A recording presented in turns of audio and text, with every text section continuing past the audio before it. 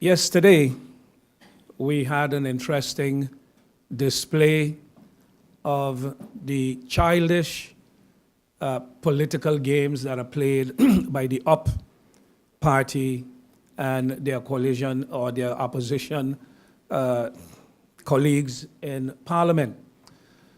In February, when an announcement was made that government had reached an agreement with SZV to purchase the building, they hurriedly requested a meeting of Parliament. At the time, I was off island, and the Minister of Finance sat in as Deputy Prime Minister in my place in that meeting. A number of questions had been asked, and the meeting was adjourned. In between that, we had a meeting of the passing of the budget. We had an entire budget debate. And most of those questions raised were also discussed in the budget meeting. Yesterday, I was invited back to Parliament for the continuation of that meeting to answer to the questions posed in round one and any clarifications thereafter, and then for the members of Parliament to continue, if they so desired, with questions in the second round. One of the interesting remarks that was made by the faction leader of the UP party was, and I quote basically, when he said, "Your duty," addressing me, "your duty is to answer questions. So when you're called here, you got to come here and answer questions." Well, I came and I answered the questions that were posed in the first round. And while there were not too many questions, but quite some political remarks were made in the second round, the UP faction then chose to take to the hills. The meeting was not requested by Parliament. The meeting was not requested by the coalition. The meeting was requested by members of the opposition. How do you get a quorum if the opposition requests a meeting? Then they need the support of members of Parliament who are supporting the government. And naturally so, the members of Parliament, being members of Parliament, supported the request for the meeting, participated in the meeting in the first round, and was there to lend support to members. 7 members are in opposition, 3 of whom signed the request for the meeting, and in the process of the meeting disappeared and left the questions, so to speak, unanswered, and basically left their constituents, led the people of St. Martin not informed. Because if the objective was to ask questions so you can get information, and by extension provide information to the people of St. Martin, they have clearly shown that they were not interested in the information, but that they were actually to do some political grandstanding. And in their childish opinion, they left the Prime Minister hanging in Parliament yesterday. But what they've actually done is show their lack of respect for the people of St. Martin, show their lack of respect for Parliament in general, and their lack of respect for the democratic process that has to take place. Questions that was asked, and seemingly they needed clarity as to exactly how the coordination was to take place. Well, on the part of government, because the building now is in the hands of SZV. SZV is the one that will complete the building, of course, in close consultation with government, as government is the only tenant. Government is the only tenant, based on the agreement that we have, that will be renting the building from the new owner, SZV. So it makes no sense if they just fix the building, complete the building in a manner that they would like to see it done, while the tenant who will occupy the building has other opinions. So we have appointed Mr. Erno Labega, who is in charge of the logistics in terms of the moving of the different departments, the different ministries into the building. He is having meetings with the different SGs and department heads as to what their requirements would be, how much space they would need, the kind of desk they would need, et cetera, et cetera. Also, he's coordinating with the Council of Ministers as to any physical adjustments that need to be done or need to be made to the building. An issue was raised, creating the impression as if government had planned to retile the whole building. Absolutely not. All the tiles, 99.9% basically of the tiles, will remain as is where is. The only thing that government has said we would want to change is the face of the entrance when you walk in. The tiles are not the best tiles, I think, on the market throughout the building. And we figure that the entrance of the building, when you walk in, should look representative. We are also planning to put the coat of arms of St. Martin in the flooring, to give it an extra look. And these are issues, that's the only issue that we have to do with tiling. So again, the impression was created by the way they have made some remarks as if government was going to rip up every tile in every office, in every building, in every section of the building. Absolutely not. What we have also decided to do that because when the employees alone need to find parking, the amount of employees that would be there need to find parking. In addition to that, the many visitors that would come to the building, the parking that would be available would not be sufficient. So the front of the building has been changed somewhat, and it is a temporary layout that we would have, but we have changed how it would have been.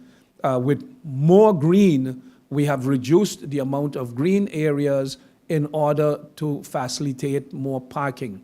There will be an entrance, a walkway, so you can walk from Swaliga Boulevard into the building from the front, but cars will be entering from the side road.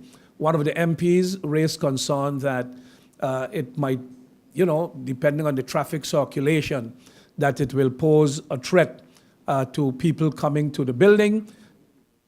If we look at the entrance to this building, there is basically a road right in front of it. That does not mean that we should not look out for visitors coming to the building, but the persons who will be walking to the building, you can enter from the front straight. If you're facing the university, the entrance would be in the center of the building. You can enter there if you're walking. And if you need to park, there will be parking available at the front of the building and at the side of the building somewhat. Part of the entire transaction with APS and SZV, there is a separate agreement with APS in which 2 parcels of land has been transferred to them, and one of them they will use to build a multi-story parking garage.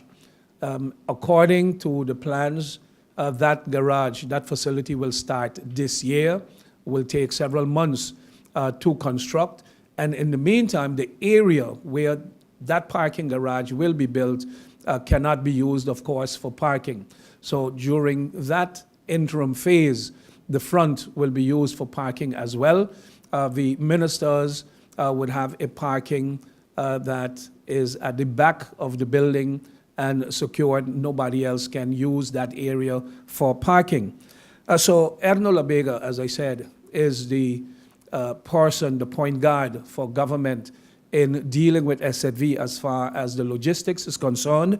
One of the other things that was discussed yesterday, but no opportunity was given really to respond to it, was the overview of the different rental contracts that government has. In the first round, a question was just posed as to how many and how much it cost. What we are now doing is having an inventory of all the buildings who is in it, what kind of facility it is, how many people we can house, because it does not mean, for instance, that if the Department of Education study financing moves from where they are now and move over there, that we may not move another department, let's say, into that building. So it is not necessarily so that if we move a department that we will no longer use that building. We would need several buildings still because the building is too small to house all civil servants. So we will have civil servants who are outside of the building even after the building is fully occupied. So there's quite some work yet to be done. The issue of July 1st, again, one MP tried to make an issue out of it, and I stand by what I have said. It was said more in the sense of, kind of a joking way of putting pressure on all, but to show as well that we were serious and we are serious about completing the building before the end of this year. And when I say before the end of this year, I don't want to say December. We are serious about moving in as early as possible. And the Prime Minister said then with the signing that he will use Emancipation Day to move in to the new building. If it hurts some people that will happen, then that's for their concern. We have taken a decision, a formal decision in the Council of Ministers, and the draft to change the ordinance, the Constitution will be sent today to the Council of Advice for their reaction, and after that it will formally be sent to the Council of State in order for them to prepare their advice to the Kingdom government so that we, if it meets with their approval as well, can then move on with the debate in the Parliament of St. Martin. I see we are running out of time. We met with the technical team charged with the 10th EDF project for the upgrading of Dutch Quarter, where we will be laying the main sewage line and connecting. Part of the project is also the secondary connections, which would be on the eastern side of the Dutch Water main road. So in the Garden of Eden area, several homes there, two sections with all the homes in there. We will begin with the hookup as well. Where we are with the project right now is the preparations are being completed so that the project can go on public tender, on public bid. The phase that we had, the agreement that we signed a couple weeks ago was with the consulting firm that won the bid to prepare the tender documents, and he was here on the island with the technical team of St. Martin, and soon we will be holding town hall meetings with the residents that will be affected in the area to explain them what the project is all about, what is expected of them, and how we would seek their cooperation. As you know, some of these roads are very, very narrow, and basically it's only one car you can accommodate. So you can imagine if you're digging up the road that you can accommodate 0 cars. So while we are working on a particular road, cars would not be able to use the road, and we hope that people realize that this would be for the improvement of the environment and the area in which they live. One of the things also that we have discussed and is all part of the tender documents in terms of the hookup to a property. You would have probably one property, but the way these areas have been built, what we would consider one house lot may not have the equivalent of one home, but can have up to 8, 9, 10, 12 dwelling units, each of them with their own toilet and bath water, that at present, a lot of it is just running on the road but it is the responsibility then of the people who occupy that one house lot, that one area, to see to it that when government comes to make the connection, that we are not going to make 8, 10, or 12 connections to 12 different toilets or outlets, but that they should channel everything together into one outlet that would then be hooked up to the central sewage system. I know the Minister of Romi spoke about the issue with the dump and the fire. I want to reiterate that yes, we are in a political year. Yes, we have had a change in contracts as well as for the supervision of the dump, the management of the dump, and the collection of solid waste. But we got to realize also, in all fairness, we are in a transition phase for those contractors, but also fires on the dump didn't start this week or last week. And we are not saying because they started ever since the dump was created there that nothing should be done about it, but a lot has been done over the past days to mitigate the fire and now the smoke. I personally called the fire department. They immediately dispatched one of their, I think it was 2 of their trucks actually, and after some time they advised the contractor, who was also using water trucks to out the fire, not to continue wetting the area anymore, because that would only lead to more smoke. So they have changed their method of fighting the smoke. The difficulty they have is that the smoke was almost against a wall of garbage coming out of the wall, and where that is located, you can't just throw dirt against a wall. You can throw dirt on a flat surface, you can build a hill, you can put more dirt and more dirt, but you can't put dirt against a straight wall. So it is quite a challenge. This morning, again, when I checked it, it was smoking somewhat much less than it has had over the past days, and we hope that within the next couple of hours, hopefully, that it will be all gone.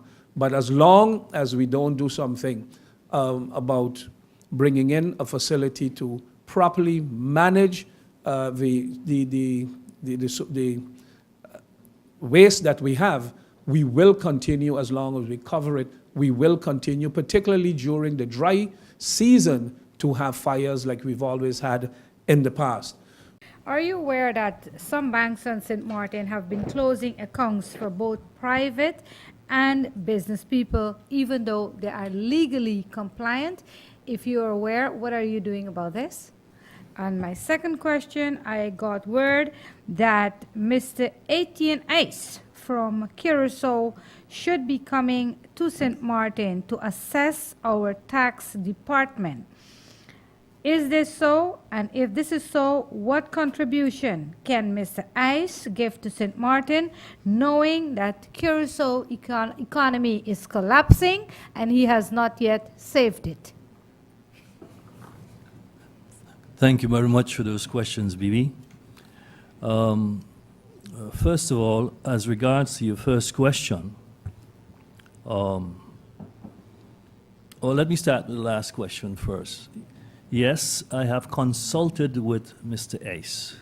Mr. Ace was president or is president from the Financial Association of Curacao.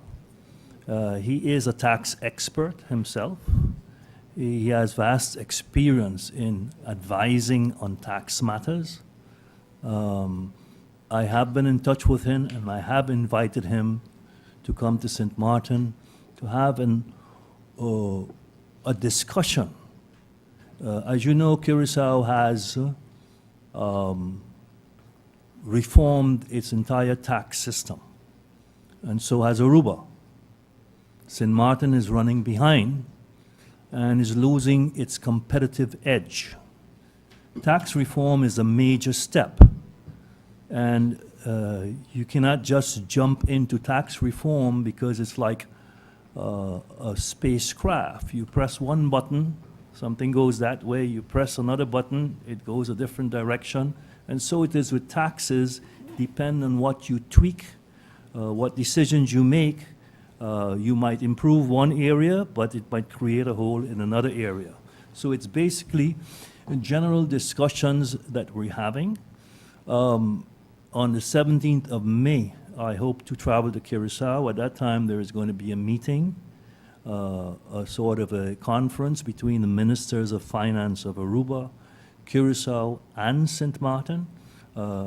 All has to do with improvement of tax departments, collections, software, hardware.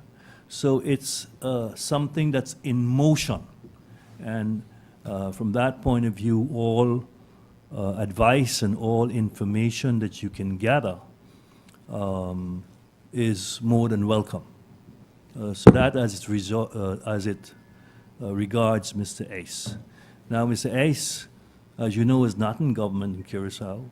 Mr. Ace, you twice have been Prime Minister of the Netherlands Antilles, but now he's in private practice.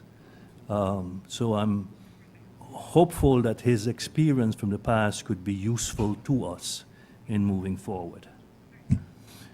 In regards to the other question, which was Bank accounts for private people as well as businesses that are being closed, even though these people are legally compliant.